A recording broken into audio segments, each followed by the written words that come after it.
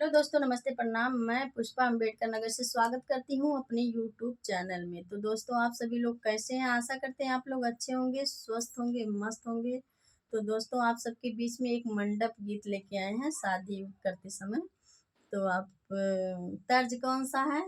कौन सा तर्ज है?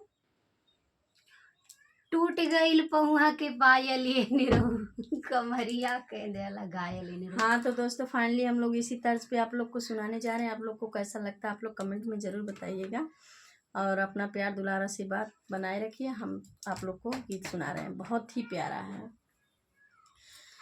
टूट गयल मंडप के झालर ये समधी, टूट गयल मंडप के झालर ये समधी, दिमकवा होई गई न घायल ये समधी, दिमकवा होई गई न घायल ये समधी।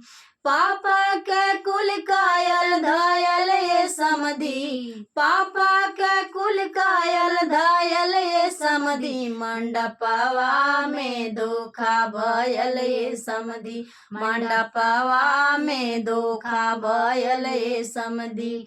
टूट गयल मंडप के झालर ये समधी, टूट गयल मंडप के झालर ये समधी, दिमकवा होई गई न घायल ये समधी, दिमकवा होई गई न घायल ये समधी। चाचा के कुल कायल धायल ये समधी, चाचा के कुल कायल धायल ये समधी, मंडपवा में धोखा भयल ये समधी, मंडपवा में धोखा भयल ये समधी।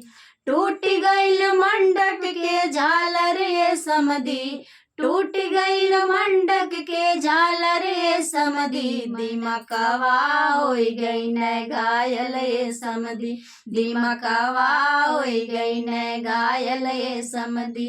भैया के कुल कायल धायल ये समधी, भैया के कुल कायल धायल ये समधी, मंडपवा में धोखा भयल ये समधी, मंडपवा में धोखा भयल ये समधी।